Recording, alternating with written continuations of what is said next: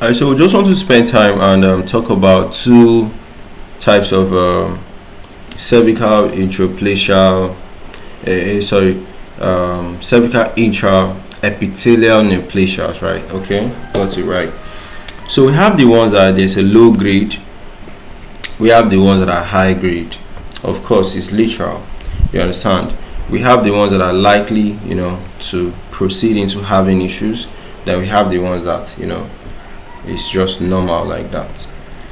So for this one, right, you can actually see the low grade there. You can actually still see the high grade there. Alright, so this is a low grade, this is a high grade.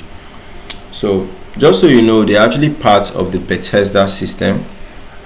Now they are used to classify abnormal cervical cells found during a Pap smear. Okay, so we said that they help doctors to be able to access the risks of cervical cancer. All right, if I see the low one, I know that the thing is still far from becoming a cervical cancer.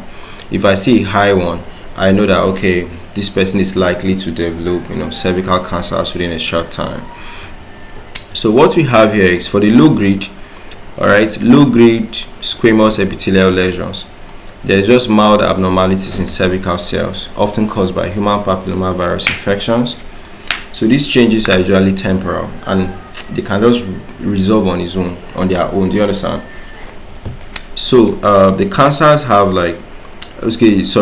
there's also a lower risk of the thing becoming a cancer.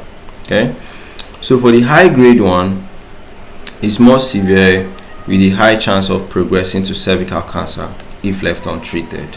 Okay, so you can see different stages of cervical cancer and all. So key differences, both of them are typically linked to human papillomavirus infections.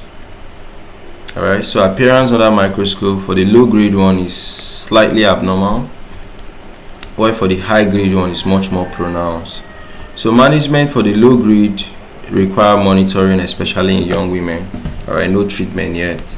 While for the high grade ones, they can now do a biopsy and possibly introduce treatment just to prevent any issue.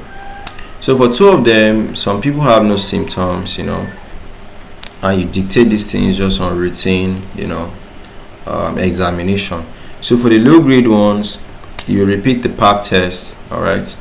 Then for the high grade ones, colposcopy and biopsies.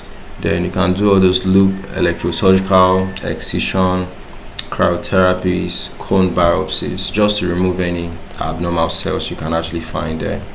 Okay, so that's it for the low grade squamous intraepithelial lesions.